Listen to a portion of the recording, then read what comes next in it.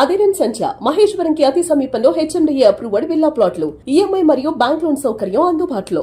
2025 సంవత్సరానికి ఆఖరి రోజు ఇది. ఇక బులియన్ మార్కెట్లో ట్రేడింగ్ ఎలా జరిగింది అనేది పక్కన పెడితే ఈ సంవత్సరం మొత్తంలో కూడా పసిడి విపరీతంగా పెరిగిపోతూనే ఉంది.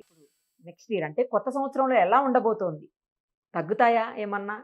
ఇంకా అలాగే పైకి పైకి పెరుగుతూ పోతాయా? ఇవన్నీ కూడా మనతో డిస్కస్ చేసేందుకు ప్రస్తుతం మనతో పాటు లైవ్ కాల్లో అందుబాటులో ఉన్నారు ప్రముఖ మార్కెట్ అనలిస్ట్ ప్రశాంత్ గారు. ఆయనతో మాట్లాడదాం. ప్రశాంత్ గారు నమస్తే అండి. నమస్తే అండి నిరుపమ గారు. 1979 తర్వాత సంవత్సరం అంతా కూడా భారీగా పెరుగుకుంటూ అంటే వార్షికం మొత్తం కూడా విపరీతమైన పెరుగుదల నమోదు చేసిన సంవత్సరం గోల్డ్ ఇదేనని చెప్తున్నారు. ఇంకొకటి మన దేశ జీడిపిని కూడా దాటిపోయింది గోల్డ్ అని చెప్తున్నారు.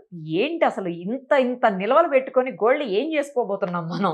ఇంకా నెక్స్ట్ ఇయర్ పరిస్థితి ఏంటి? ఇంకెంత బాగా పెరుగుతుంది? లేకపోతే ఇలా ఏమన్నా కంటిన్యూ అవుతుందా? కొంతకాలం ఏమన్నా స్టేబుల్ గా ఉండే అవకాశం ఉంటుందా? చెప్పండి. డెఫినెట్ గా నిరుపమ గారు, ముందుగా 2026 లో ఈ వీడియో చూస్తుంటే గిన అందరికి కూడా సుమన్ టీవీ వీక్షకులందరికి కూడా మీ తరపున నా తరపున కూడా అందరికి నూతన సంవత్సర శుభాకాంక్షలు. 2025 ఎలా అయితే గోల్డెన్ ఇయర్ అంటారో 2025 ఇస్ రియల్లీ గోల్డెన్ ఇయర్.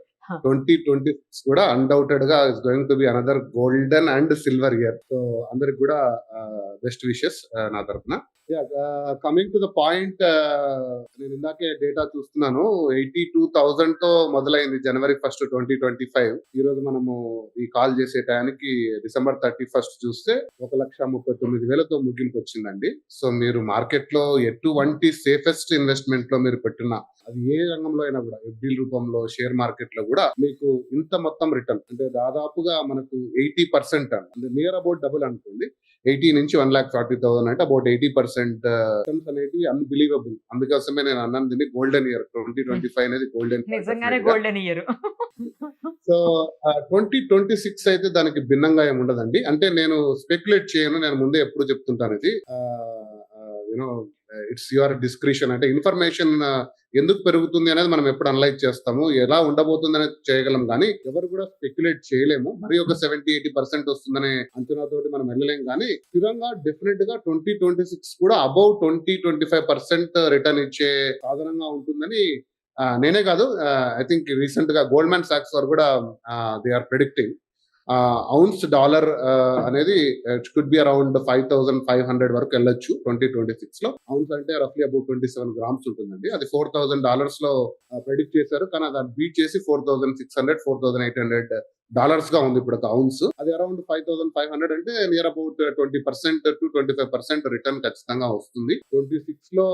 ఎందుకంటే ఏదైతే అన్సర్టనిటీ ఉందో ప్రపంచంలో, 2025 ఒక పెద్ద అన్సర్టనిటీ వచ్చిందండి ప్రపంచానికి. ట్రంప్ ప్రభుత్వం రావడంతో, అమెరికా ఆర్థిక విధానాలతో, ఇటువంటి కూడా ఏ దేశం గాని వాణిజ్యం చేసే అమెరికాతో గాని దేశాల మధ్య వాణిజ్యంలో కూడా ఏ రకంగా కూడా హెల్తీగా లేదు. ప్రతి ఒక్కటి అన్సర్టనిటీగా ఉంది. దీనికి తోడు యుద్ధ వాతావరణం, దేశాల మధ్య కాన్ఫ్లిక్ట్స్, వీటన్నిటి తోడు డాలర్ పైన కొంచెం నమ్మకం సన్నగిలుతుంది. తర్వాత అన్నిటికంటే ముఖ్యంగా డాలర్ ని వెపనైజ్ చేయడం అమెరికా ఏ దేశాలకు కూడా నచ్చట్లేదండి. వారు ఎవరైతే డాలర్స్ లో సేవ్ చేసుకున్నారో వాటి అసెట్స్ ఫ్రీజ్ చేయడము, వాటి మీద ఆంక్షలు విధించడముతో వారి సేవింగ్స్ ఏదైతే ఉన్నాయో foreign exchange reserves, central banks విరివిగా దాన్ని డాలర్స్ ని ఆఫ్లోడ్ చేసుకుని గోల్డ్ ని తీసుకోవడం స్టార్ట్ చేసి, మన దేశం కూడా ఇయర్ 50 టన్స్ కొన్నారు. చైనా కొంటుంది, జపాన్ కొంటుంది, జర్మనీ, రష్యా అందరు కూడా డాలర్స్ తగ్గించుకుంటూ ఎన్ని కారణాల రీత్యా global geo political tensions, global economic uncertainty, okay, weaponising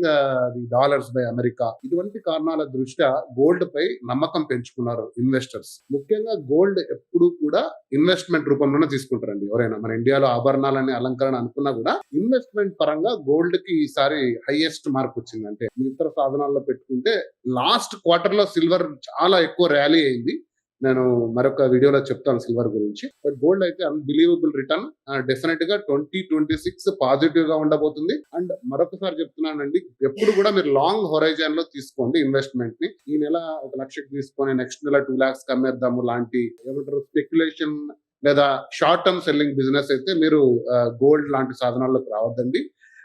SIP విధానంలో అంతకంతా కొంచెంగా తీసుకొని ఒక లాంగ్ టర్మ్ పెట్టుబడి కింద గోల్డ్ చూస్తే మీకు 5 years స్పాన్ లో డెఫినెట్ గా మీకున్న అన్ని అసెట్స్ కంటే కూడా గోల్డ్ డెఫినెట్ గా మంచి రిటర్న్ ఇచ్చే అవకాశం. ఏంటంటే ఇండియాలో ఏకంగా 880 టన్నులు బంగారం ఉందండి. టన్నులు బంగారం కొనుక్కొని పెట్టుకొని ఏం చేసుకోబోతున్నాం మనం? అది కేవలం మన సెంట్రల్ బ్యాంక్ అండి. అంటే మన reserve bank foreign exchange reserves మన వచ్చేసి అరౌండ్ 600 బిలియన్ ఉంటుంది. దాంట్లో అబౌట్ 50 బిలియన్ అంటే ఒక 10 to 11% గోల్డ్ రూపంలో ఉంది. మిగతా కరెన్సీస్ ఉంటాయి, డాలర్స్ కానీ పౌండ్స్ కానీ. ఇది మన ఫారిన్ ఎక్స్చేంజ్ రిజర్వ్స్. ఇండియాలో రీటైల్, ఓన్లీ రీటైల్ అంటే మీలాంటి వాళ్ళు నాలాంటి వాళ్ళ దగ్గర ఇళ్లలో సాధారణంగా 20,000 టన్స్ కంటే ఎక్కువ గోల్డ్ ఉందండి ప్రజల దగ్గర. ఆ గోల్డ్ రిజర్వ్స్ ఇంకా పెరుగుతూ పోతున్నాయి. అంటే ఇది సో ఇది నేను చెప్పింది ఇప్పుడు రికార్డు ప్రకారం అనుకుంటా, మీరు చెప్పేది రికార్డులో లేనిది. సో దాదాపుగా థౌజండ్స్ ఆఫ్ టన్స్ గోల్డ్ ఉందండి ఇండియన్స్ Okay. దగ్గర. చాలా గోల్డ్ ఉంది. ఆ మోజు ఇంకా తరగలేదు. అది ఎంత పెరుగుతున్నా అవును, దాని మీద మోజు అనేది తగ్గట్లేదు. Correct అది. బంగారం మీద ఎప్పటికీ తగ్గదండి. డెఫినెట్ గా. సో మన రీసైకిల్ గోల్డ్ అంటే ఉన్న గోల్డ్ మళ్ళీ ఇంకా రూపం మార్చుకుంటే సరిపోతుంది. కానీ ఇంపోర్ట్ అనేది మనకు ఎక్కువ లోడ్ పడుతుంది మన కంట్రీ మీద. మన కంట్రీలో ఒక గ్రామ్ కూడా మనం మైండ్ చేయట్లేదు. Every gram import from different countries. అది చైనా అయితేనేమి ఇతర దేశాల నుంచి కాదు. సో వీటన్నిటికి డిమాండ్ అనేది తగ్గట్లేదు. మీరు అంటున్నట్టు దాని ఆభరణ రూపం కంటే కూడా ఇన్వెస్ట్మెంట్ రూపంలో ఒక స్థిరమైన భరోసా, ఎందుకంటే దాని మీద లోన్ తీసుకోవచ్చు, చాలా అడ్వాంటేజ్. అవును. కాబట్టి ఆ వాల్యూ అనేది అంతకంతకు పెరుగుతూ పోతుంది. రానున్న రోజుల్లో కూడా అది ఏ మార్పు చెందుతుందని నేను అనుకోవట్లేదు. థ్యాంక్ యూ అండి, thank you so much. Thank you.